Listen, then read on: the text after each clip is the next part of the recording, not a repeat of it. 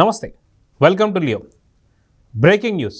మొత్తానికి కొడాలి నానికి పోలీసులు షాక్. గతంలో ఏం పీకుతారు అన్న మాటలు కాస్త అసలు మనిషే కనిపించకుండా పోయాడు. అయితే ఇప్పుడు దేనికి అరెస్టు, దేని గురించి అరెస్టు అనే దానిపై మనతో పాటు సీనియర్ జర్నలిస్ట్ దుర్గా కుమార్ గారు ఉన్నారు. వారిని అడిగి తెలుసుకుందాం. సార్ నమస్తే. నమస్కారం జగన్ గారు, మన వీక్షకులకు. సార్ నమస్తే సార్. సార్ మొత్తానికి మనం చూసుకుంటే దాన్ని ఏం పీకుతారు, మా అన్నని రెంట్కి కూడా పీకలేరు అంటున్నటువంటి కొడాలి నాని మాటలు మనం చాలా గంభీరమైనటువంటి స్వరాలు విన్నాం. కానీ కూటమి ప్రభుత్వంలోకి వచ్చిన తర్వాత తలుక్కున్న కనీసం ఒక 2 నుంచి 3 సార్లు కూడా కనిపించిన పరిస్థితులు లేవు. అయితే ఇలాంటి పరిస్థితుల్లో ఏదైతే గుడివాడలో అరాచకాలు చేశారు, అవినీతి చేశారు, అన్ని రకాలైనటువంటి ఒక విధ్వంసాలు అన్నీ చేశారు. ఇప్పుడు తన వంతు వచ్చేసింది అన్నట్టు కనిపిస్తుంది. మొత్తానికి కొడాలి నాని ఎక్కడ ఈరోజు రావి వెంకటేశ్వరరావు గారికి సంబంధించినటువంటి ఒక విషయం మీకు తెలిసింది. మొత్తానికి అప్పుడు ఏం జరిగింది, ఈ అరెస్టులకు ఏంటి కారణం అంటే ఏం చెప్తారు? ఇప్పుడు కొడాలి నాని అనే వ్యక్తి వైఎస్ జగన్మోహన్ రెడ్డి అధికారంలో ఉండగా ఒక మంత్రిగా ఉండటమే కాదు, చెలరేగిపోయాడు. ఎవరిని ఎటువంటి మాటలైనా మాట్లాడచ్చు, ఎవరు ఏం చేయలేరు నన్ను. అవసరమైతే నేను ప్రతి వాడి మీదకి అంతకుముందు అతను లారీ మీద పనిచేశాడు క్లీనర్గా. అందువలన ఆయనకి ఇప్పుడు నోటెంట లారీ వచ్చేది. ఎవరినైనా నేను లారీలతో తొక్కిచ్చేస్తాను. అప్పుడు దేవినేని ఉమాని కూడా అదే మాట మాట్లాడాడు. ఎవరినైనా లారీలతో తొక్కిస్తాం అనేది ఒకటి ఆయనకి తెలిసిన విద్య. మరి అది ఎందుకు, మరి ఆయన్ని లారీలు తొక్కలేవా మరి తెలియదు మనకి.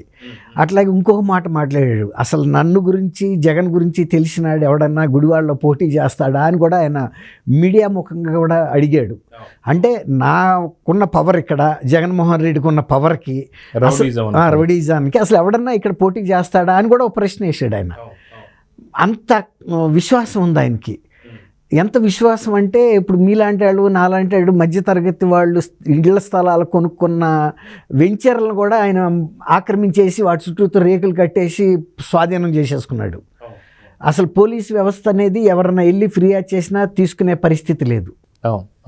ఎవరిని ఎంతటాళ్ళనైనా సరే వ్యక్తిగతంగా, ఇప్పుడు చంద్రబాబు నాయుడు గారి దగ్గర అతను 2-3 సార్లు ఎమ్మెల్యేగా కూడా గెలిచినా కూడా టికెట్ తీసుకుని చంద్రబాబు నాయుడు గారు లాంటి వ్యక్తిని కనీసం వయస్సు అనేది కూడా చూడకుండా చాలా అరాచకంగా అసెంబ్లీలో కూడా మాట్లాడాడు. మహిళల పట్ల కూడా అదే విధంగా వ్యవహరించాడు. అక్కడుండే మహిళా సంఘాలు కూడా ఆయన ఇంటి ముందు కూడా కోడిగుడ్లు దాడి కూడా చేసిన ఇంటి మీదకి వెళ్ళి. అయితే ఏంటంటే పోలీస్ బలగాలతో ఉంటాడు కాబట్టి ఆయన ఎవడు ఏం చేయలేకపోయాడు.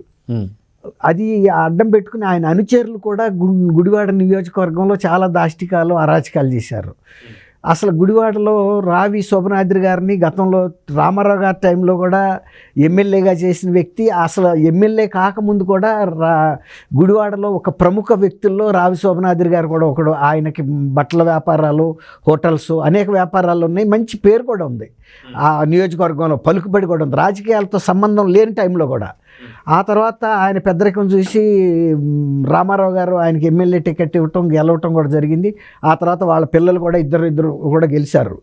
రావి వెంకటేశ్వరరావు గారు కూడా ఈయనకన్నా ముందు అక్కడ శాసనసభ్యుడిగా పనిచేశాడు. ఇప్పుడు ఖాళీ అనే ఇతను అనుచరుడు ఒకడు, ఇంకా కొంతమంది 9 మంది వ్యక్తులు కలిసి ఆయనకి సంబంధించిన వ్యాపార సంస్థ మీద దాడి చేసి పెట్రోల్ ప్యాకెట్లు తీసుకెళ్ళి ఇసిరి అవి అక్కడ బరస్ట్ అయిపోయిన తర్వాత వాటికి నిప్పంటించి దహనం చేశారు.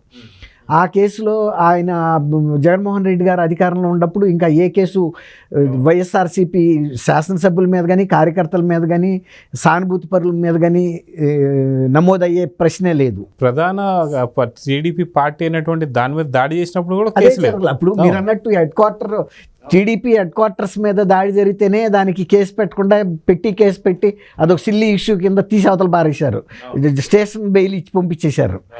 అసలు ఏది ఇప్పుడు మహిళల మీద సోషల్ పోస్టింగ్లు, అరాచకమైన పోర్నోగ్రఫీ పెడితే ఎంత తీవ్రమైన నేరం అండి అది. వాళ్ళ సొంత చెల్లి మీద, ఇద్దరి మీద పెట్టి, తల్లి మీద పెట్టినా కూడా అది కూడా కేసు పెట్టని పరిస్థితుల్లో షర్మిల గారు, డాక్టర్ సునీతారెడ్డి గారు హైదరాబాద్ వెళ్ళి కేసు పెట్టుకున్నారు తప్ప కడప జిల్లాలో కేసు పెట్టలేకపోయారు.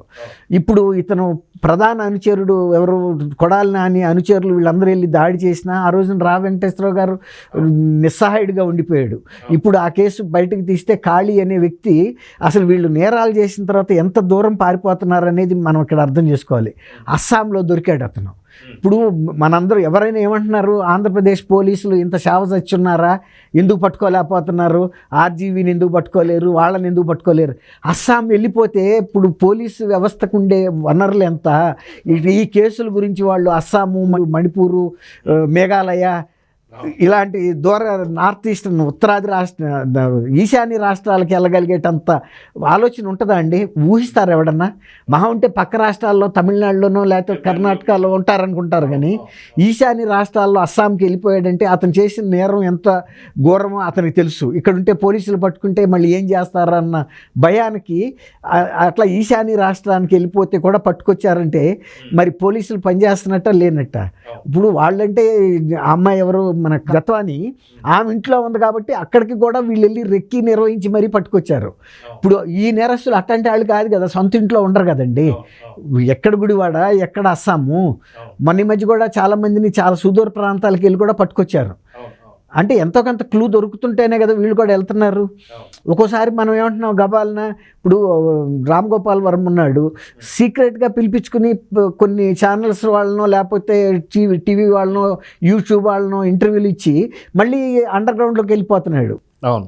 ఇప్పుడు అతను పట్టుకోవాలంటే కూడా ఎట్లా వీలవుతుంది? ఇప్పుడు ఎలుకని కన్నంలో దూరిన తర్వాత మనం ఏమైనా కొట్టగలుగుతాం? దానికి 10 దోవలు ఉంటాయి పారిపోవటానికి. మనం అనుకుంటాము ఇదే కన్నంలో వెళ్ళింది కదా బయటకు వస్తుందని అనుకుంటాం. మన జీవితకాలం అంతా వెయిట్ చేసినా అది అక్కడికి రాను కూడా రాదు. అవునా కదా? సేమ్ నేరస్తుల మైండ్ ఎట్లా ఉంటుందంటే వాళ్ళకి 10 అవకాశాలు ఉంటాయి. జగన్ గారు పోలీసులకి ఆ 10 దోవలు ఎక్కడుందో తెలియదు. వాడు ముందే బొర్రి తవ్వుకుని ఉంటాడు కాబట్టి ఇటు కాకపోతే అటు, అటు కాకపోతే ఇటు తప్పించుకుంటూ వెళ్తాడు. ఆ బొర్రెలు ఎక్కడున్నాయి అనేది తెలుసుకోవటానికే పోలీసుకి కొంత సమయం పడుతుంది. లేదు ఇక బొర్రెలో ఆడికి ఊపిరి ఆడని టైంలో తప్ప బయటికి రాడు. కొంతమంది నేరస్తులు ఇట్లా సంవత్సరాల తరబడి కూడా క్రిమినల్స్ తప్పించుకు తిరిగిన సందర్భాలు ఉన్నాయి. ఇదివరకు చార్లెస్ శోభరాజ్ అని ఒక అతను అంతర్జాతీయ క్రిమినల్ ఉండేవాడు. అతను గోవాలో ఒక బార్లో యాదృచ్ఛికంగా పట్టుకున్నారు భారత పోలీసులు, గోవా పోలీసులే. అతని మీద అనేక దేశాల్లో సెంట్రల్ జైల్స్ నుంచి తప్పించుకుని పారిపోయిన కేసులు అనేక ఉన్నాయి. మరి ఆయా దేశాలు ఎవరు పట్టించుకోలేకపోయారు. గోవాలో ఒక చిన్న బార్లో వాడు ఎవరితోనో ఘర్షణ పడ్డప్పుడు వాడిని పట్టుకుంటే ఆడు చార్లెస్ శోభరాజ్ అని అప్పుడు తెలిసింది. ఇండియాలో కూడా కొన్ని మర్డర్లు చేశాడు ఆడు. అట్లా కొంతమంది క్రిమినల్స్ ఎంత అంటే వాడికి భారత శిక్షా స్మృతికి ఐపీసీ గురించి వాడికి తెలిసినంత పెద్ద పెద్ద లాయర్లకు కూడా తెలియదు. వాడు మన దేశస్థుడు కూడా కాదు, అతను ఫ్రాన్స్కి చెందిన వ్యక్తి. ఆ తర్వాత మన ఇక్కడ జైల్లోనే దాదాపు 12 ఏళ్ళు 14 ఏళ్ళు ఉన్న తర్వాత బాగా ముసలాడైపోయిన తర్వాత వదిలిపెట్టారు. అప్పుడు ఫ్రాన్స్ వెళ్ళాడు అతను. అట్లా నేరస్తులకిను పోలీసులకి మనం చెప్పలేము. ఇప్పుడు నేరస్తులకు ఉండే వనరులు వేరు, వాళ్ళ బ్రెయిన్ వేరు. ఇప్పుడు పోలీసులకు ఉండే వనరులు వేరు. ఇప్పుడు మన పోలీసుల్ని ఈ కేసు గురించి నార్త్ ఈస్ట్ పంపేటంత ఫండ్స్ పోలీస్ శాఖలో ఉంటాయండి? ఉంటాయా? మీరు నార్త్ ఈస్ట్ అంతా ఎతకండి, లేకపోతే ఆల్ ఇండియా అంతా ఎతకమని టీములు పంపగలుగుతారా? పోలీసులు పరిమితంగా ఉంటారు. నేరస్తుల మైండ్ విస్తృతం. వాళ్ళు అవసరమైతే విదేశాలకు కూడా వెళ్ళిపోతారు. ఏది మనం వీళ్ళు పోలీసులు అలర్ట్ ఇవ్వకముందే ఇమ్మిగ్రేషన్కి ఒక్కోసారి తప్పించుకునే సందర్భాలు కూడా ఉన్నాయి. ఎందుకంటే అతనికి తెలుసు ఇవాళ కాకపోతే రేపైనా నా మీద లుక్అవుట్ నోటీస్ ఇస్తారు కాబట్టి నేను ముందు వెళ్ళిపోవాలని.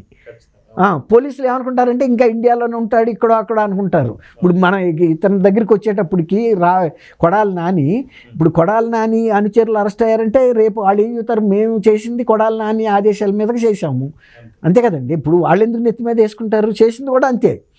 కొడాలి నాని ఎమ్మెల్యే, అతను ఏం చేయమంటే అది చేశాము, ఇయ్యే కాదు ఇంకా కొన్ని చేశామని కూడా ఇప్పుడు వాళ్ళు చెప్తారు.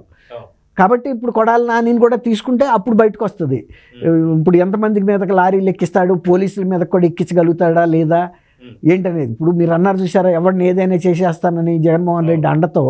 ఇప్పుడు మరి పోలీస్ స్టేషన్కి వెళ్ళినప్పుడు బోరగడ్డ అనిలేమో టీవీల్లో మాట్లాడేటప్పుడు ఎట్లా మాట్లాడాడు, తర్వాత పోలీస్ ఇంటరాగేషన్ తర్వాత కొంత మర్యాదలు జరిగినప్పటికీ కొంత పోలీస్ మర్యాదలు కూడా జరిగినాయి.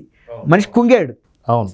మళ్ళీ పంపండి రేపు చేస్తానని అనలేదుగా పోలీస్ దగ్గరికి వెళ్ళిన తర్వాత, అంతకుముందు అన్నాడు. అట్లాగే ఇప్పుడు కొడాలి నాని విషయంలో కూడా గతంలో మాట్లాడిన బీరాలు ఇవాళ వినపడవు. ఇక ఇప్పుడు అంతెందుకంటే ఓడిపోయిన రోజు ఆ రోజున ఎవడ పోటీ చేయలేడన్న వ్యక్తి పోటీ చేసినా కానీ ఫస్ట్ రౌండ్ అయ్యేటప్పటికి వాడు సర్దుకుని వెళ్ళిపోతాడు గన్నవరం ఎయిర్పోర్ట్కి, ఇక అక్కడి నుంచి బయటికి వెళ్ళిపోతాడు అన్నాడు. కానీ అది ఆయనే చేశాడు. ఫస్ట్ రౌండ్ అయ్యేటప్పటికి ఆడ వెనకాల నలుగురు కూడా లేకుండా నడుచుకుంటా వల్లభనేని వంశీ కొడాలి నాని ఇద్దరు కలిసి వెళ్ళిపోవడం మనం చూసాం. అదిగాక అదే గుడివాడలో గతంలో మనం చూసుకుంటే కొడాలి నాని మాట్లాడే ఏవైతే ఉన్నాయో ఇక్కడ గుడివాడ నుంచి వీలైతే చంద్రబాబు నాయుడు పోటీ చేయమని చెప్పు లేదా పవన్ కళ్యాణ్ పోటీ చేయమని చెప్పు అన్న కాస్త కరెక్ట్ ఫస్ట్ రౌండ్ అయిపోయి వెనుదిరిగి వెళ్ళిపోవడం మనం చూసాం. సో ఖచ్చితంగా అతి తొందరలో కొడాలి నాని కూడా అదుపులో తీసుకునే అవకాశం అయితే ఉంటుంది అనుకోవచ్చా? ఖచ్చితంగా. ఇప్పుడు కొడాలి నాని చట్టానికి అతీతుడేం కాదు కదండి. ఇప్పుడు ఒక మాజీ ముఖ్యమంత్రిని కూడా గతంలో వాళ్ళు కారణాలు లేకుండానే అరెస్ట్ చేశారు. ఇక్కడ కారణాలు ఉన్నాయి, వాళ్ళ అనుచరులు కూడా పోలీసులకు చెప్పినప్పుడు అరెస్ట్ చేయాల్సి వస్తుంది. ఆధారాలు ఉన్నప్పుడు చేస్తారు ఖచ్చితంగా.